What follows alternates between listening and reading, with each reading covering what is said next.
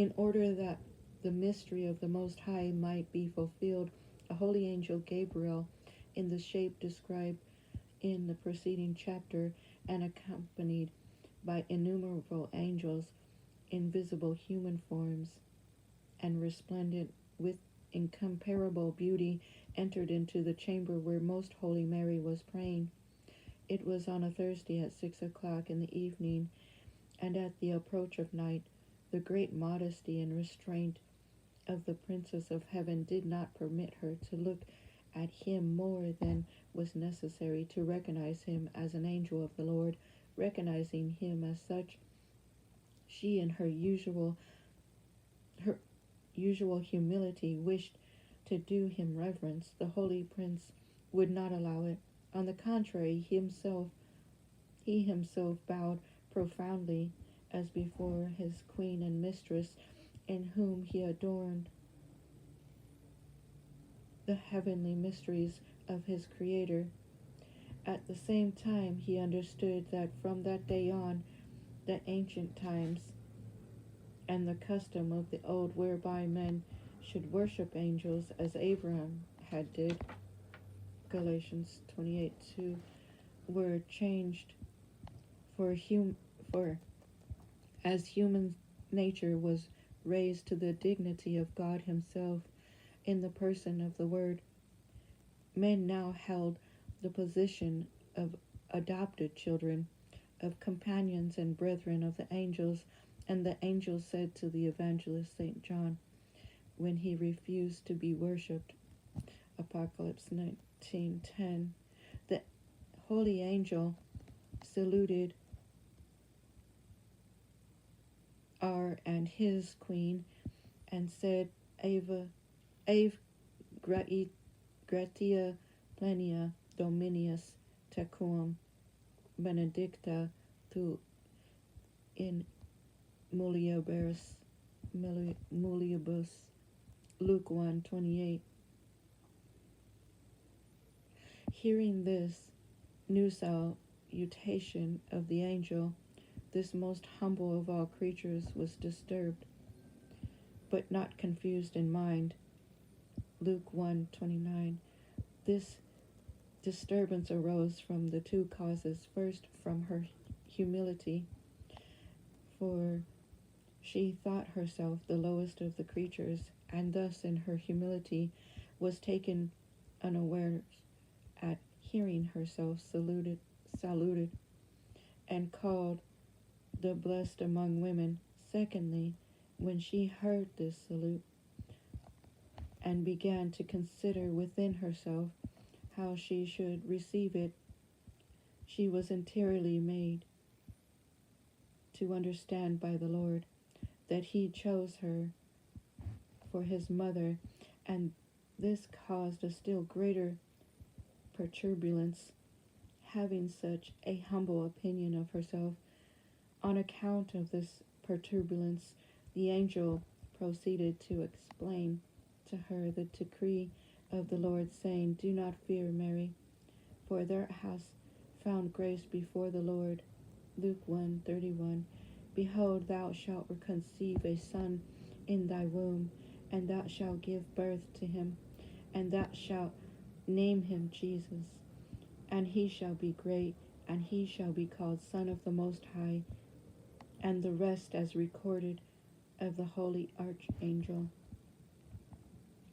Our most prudent and humble queen, alone among all the creatures, was sufficiently intelligent and magnanimous to estimate and its true value such a new and unheard of sacrament, and in proportion as she realized its greatness, so she was also moved with admiration, but she raised her humble heart to the Lord, who could not refuse her any petition, and in the secret of her spirit she asked new light and assistance by which to govern herself in such an arduous transaction.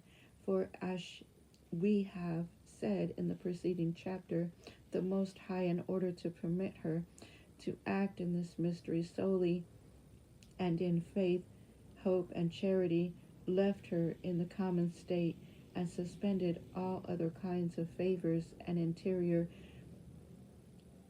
elevations which she so frequently or continually enjoyed.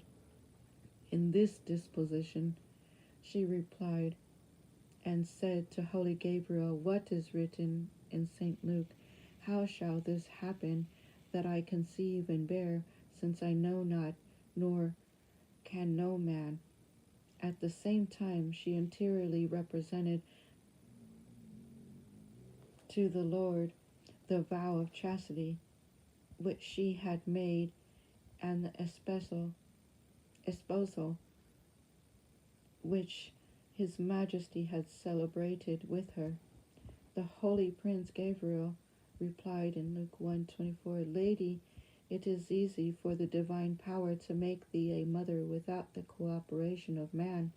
The Holy Spirit shall remain with thee by a new presence, and the virtue of the Most High shall overshadow thee, so that the Holy of the Holies can be born of thee, who shall himself be called the Son of God.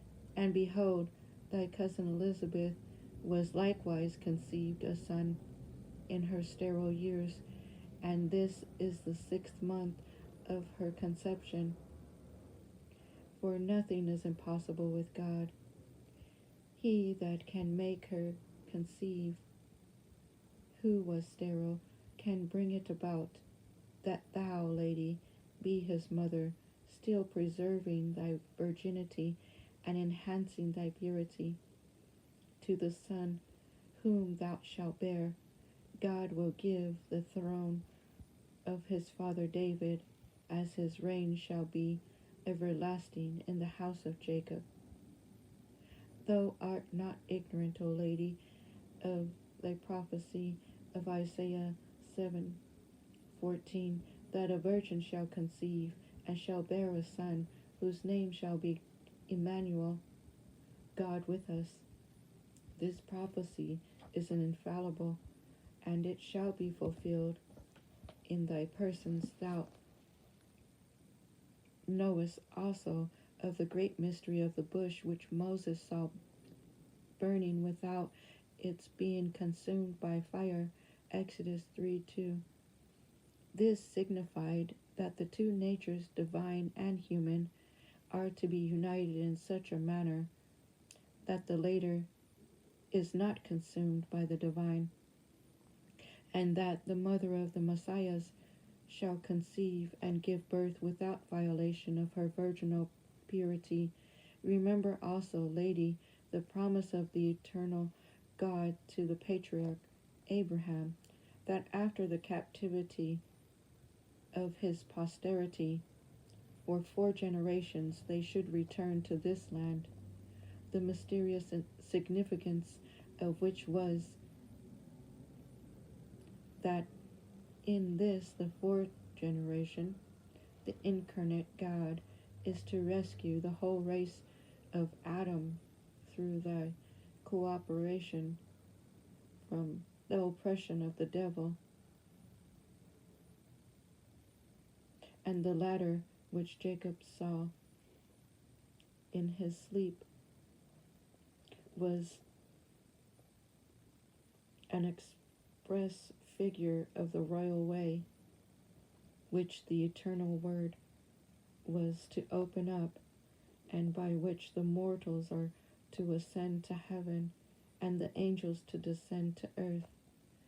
To this earth the only begotten of the Father shall lower himself in order to converse with man and communicate to them the treaties of his divinity, imparting to them his virtues and his immutable and eternal perfections.